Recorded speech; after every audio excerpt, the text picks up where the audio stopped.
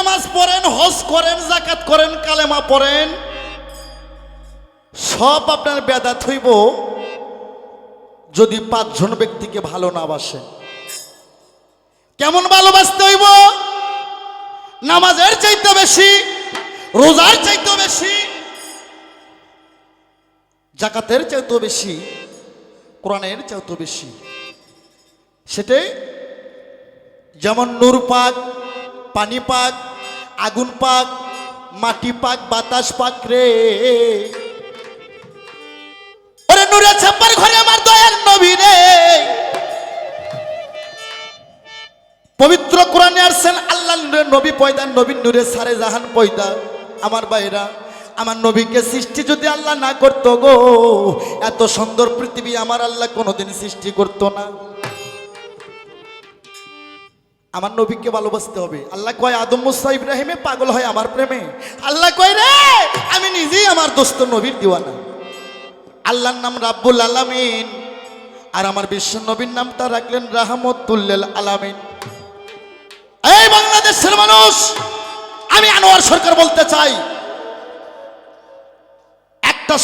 একটা স্বর্ণের টুকরা 2 ভাগ করলে এই ভাগও শোনা, এই ভাগও শোনা। তাই লালন সাইজির একটা গানের মধ্যে বলছে যে আল্লাহ সেই রাসূল, এতে নাই রে কোনো ভুল। এই কথা লালন কয় না, এই কথা কোরআনে কয়। আমার নবী, আমার মা ফাতেমা, নূরের ছাপার ঘরে আমার দয়ার নবী, আগুনের ঘরে মাওলা আলী, আরে পানিতে বড় ইমাম, বাতাসে ছোট ইমাম, আর মাটিতে মা ফাতেমা। যার নামটা কোরআন শরীফে বলছে খাতুনি জান্নাত ফাতেমা, জহুরা গুলা নামে ডুরি, নারী কোলে শিরোমণি, বেহেশতের রমণী, যে হবে নবীর নন্দনী। যে ফাতেমার হাতে 8টা বেহেশতের চাবি। আল্লাহ বলবে এই নারীরা তোমরা যত ইবাদত করো, কাল হাসরের ময়দানে আমার মা ফাতেমা সুপারিশ না করা পর্যন্ত আমি কোন নারীকে জান্নাত দান করব না। সুবহানাল্লাহ। সে ফাতেমা ভালোবাসতে হবে কেমন? নিজের মায়ের চাইতে, নিজের বাবার চাইতে, নিজের জীবনের চাইতে, নামাজ রোজার চাইতে।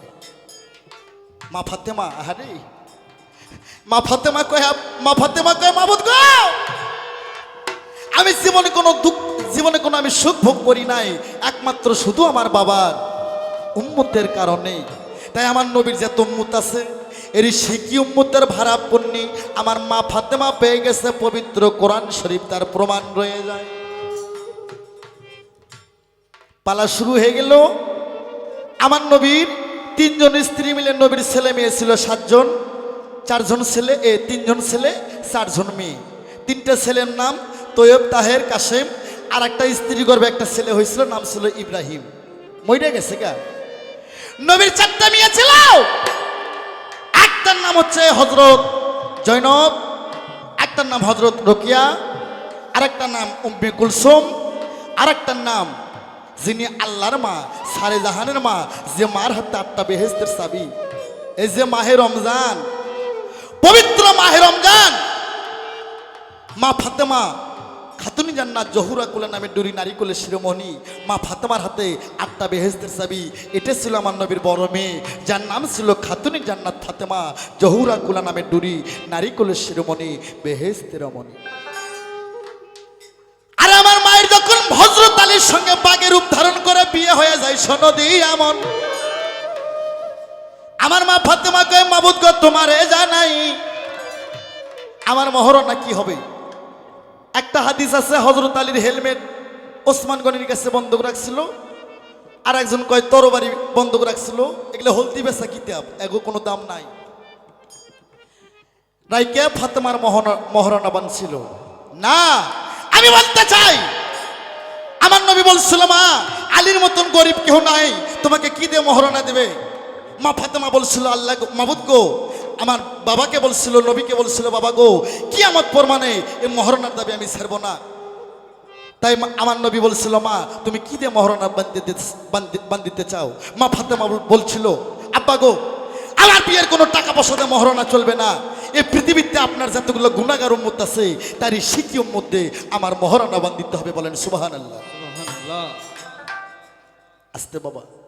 আমার ভাইরা রে, আমার নবী দুই চোখের পানি ছেড়ে কয় মা গো মা, ও মা তুমি আমার উম্মত দিয়ে মহরণা বন্দে কি করবা? মা ফাতেমা দুই চোখের পানি ছেড়ে কয় আব্বা গো, আপনার যত শিকি উম্মত আছে গুনাহগার, এই শিকি উম্মত আমার মহরণার মধ্যে দিতে হবে। তাই আমি মা ফাতেমা গো কাল হাসরে এবার সন্তান মনে করে মা হয়ে আমি কবর থেকে কোলে তুলে ফুলসিরাত পার করে জান্নাতে নিয়ে যাব। আমার নবীর গুনাহগার উম্মতের শিকি উম্মত মা ফাতেমা মা হয়ে কাল হাসরে কোলে করে জান্নাতে নিয়ে যাব। তাই কেউ কেউ বলে হযরত আলীর সঙ্গে সরাসরি বিয়ে হয়েছিল সনদি আমন। হযরত আলী ছিলেন নবীর আপন চাচাতো ভাই। এই মিডিয়া ভাইয়েরা দেবেন সাইডা গোটাল, আমি কইতাছি হযরত আলী আর আমার নবী তারা আপন চাচাতো জাত্তাতো দুই ভাই। আমার নবীর বাবার নাম ছিল আব্দুল্লাহ, মার নাম ছিল আমেনা।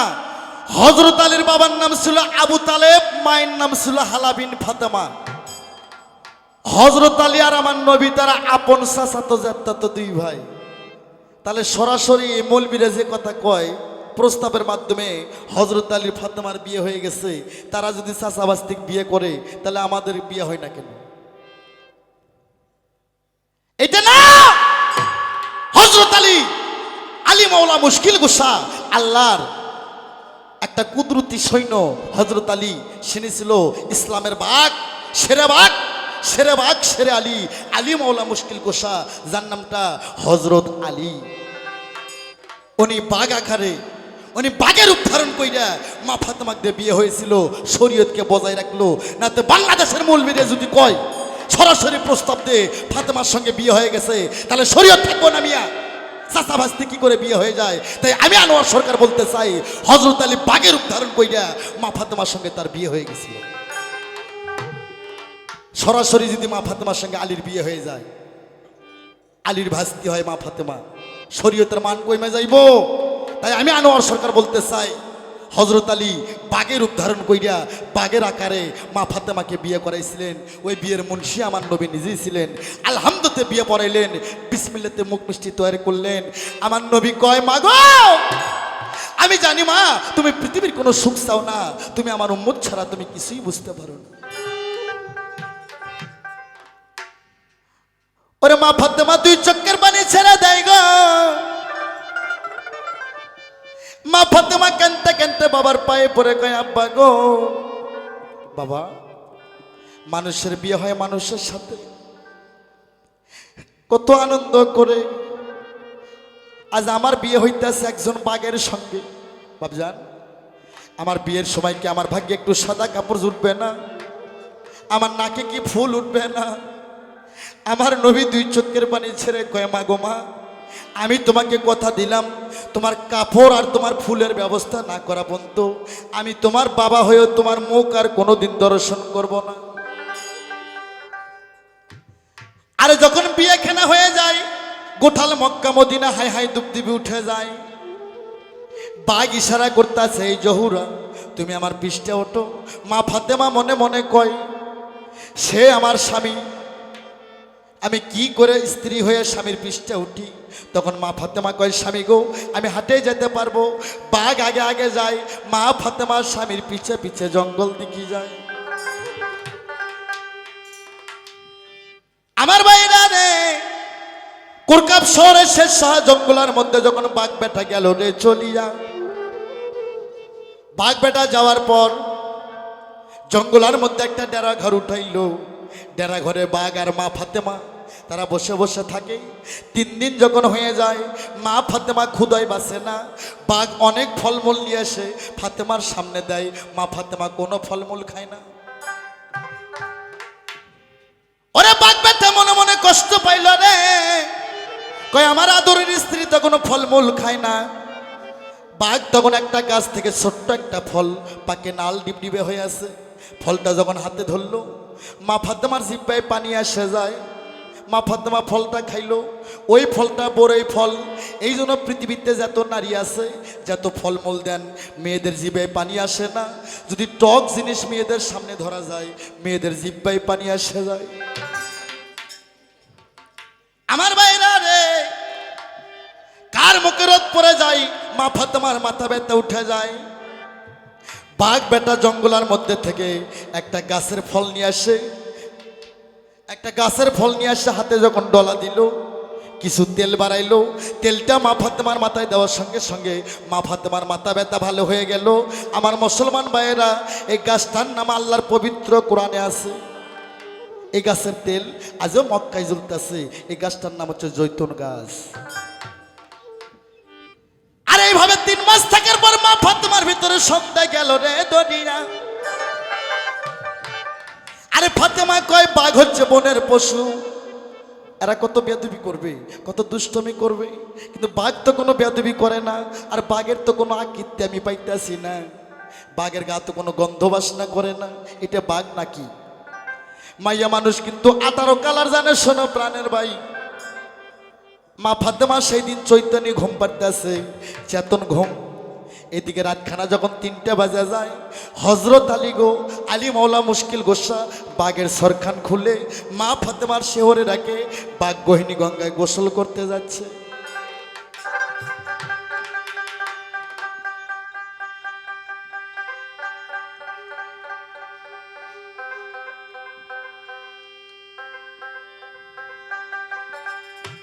ও যখন বাঘ বেটা গহিনী গঙ্গায় গোসল করতে যায়, আমার ভাইরা রে, মা ফাতেমা বাঘের খালখান হাতে নিয়ে মা 2 চোখের পানি ছেড়ে বুক ভিজে ফেলায়।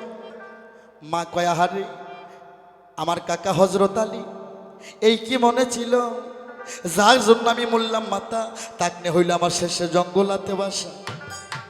মা ফাতেমা একটা প্রেম নিঃশ্বাস ফেলায়। শোনো প্রাণের ভাই, মেয়েদের ইশকের আগুনের তাপ বেশি, মা ফাতেমার ইশকের আগুনে বাঘের খালে দাউ দাউ করে আগুন ধরে যায়। ওরে বাঘের খালে যখন দাউ দাউ করে আগুন গেল রে দরিয়া, হজরত আলী গোসল করা থুয়ে আগুন নিবাইতেছে। বেমাক বাঘের খাল পুরে ছঙ্গ, নেংটিটা বাকি ছিল জঙ্গল মুখে ফিকে মারলো। ওই নেংটির থেকে 2টা বাঘের জন্ম হয়ে গেল, একটা মাদা বাঘ আর একটা মাদি বাঘ। এই জন্য বাঘের জন্মদাতা আদি পিতা হচ্ছে হজরত আলী। আমার ভাইরা রে, মা ফাতেমা হজরত আলীকে দেখে জিবাই কামড় দেয়। মা ফাতেমা কয়, এই সুযোগ ছাড়া যাবে না। মা ফাতেমা বাঘের ছাইগুলো হাত দিয়ে তুলে মাথার সাদিতে রাখে আর কয়, তোমরা আমার স্বামীর শরীরে ছিলা, আমি তোমাদের পুরে ভস্য করছি, আজ থেকে তোমরা যুগ যুগ আমার মাথায় থাকবা। সেদিন থেকে মা বন্দেগের মাথা তুকুন পয়দা হয়। আরে মা ফাতেমা স্বামীর হাতখান চাপায় ধরে বাসর ঘরে গেল রে চলি যায়। ও মিলন হবে কত দিনে, মিলন হবে কত দিনে, আমার মনের মানুষের সনে, আমার মনের মানুষের সনে।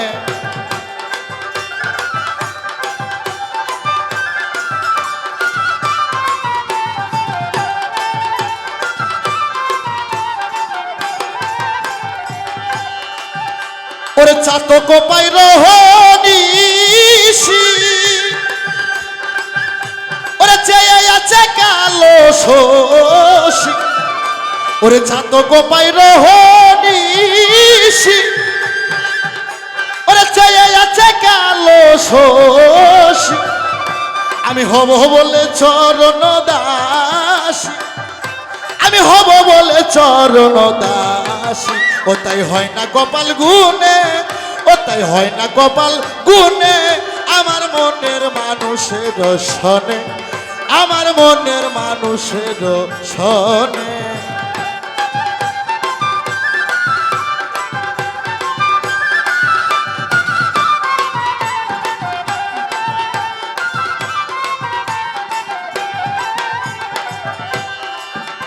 ওরে মেঘের বিদ্যুৎ মেঘেই যেমন,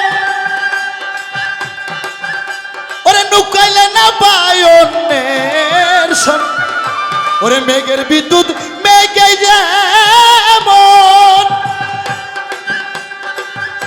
ওরে নুকাইলে না পায় অন্যের সন, আমি কালহারে হারাইয়া যায়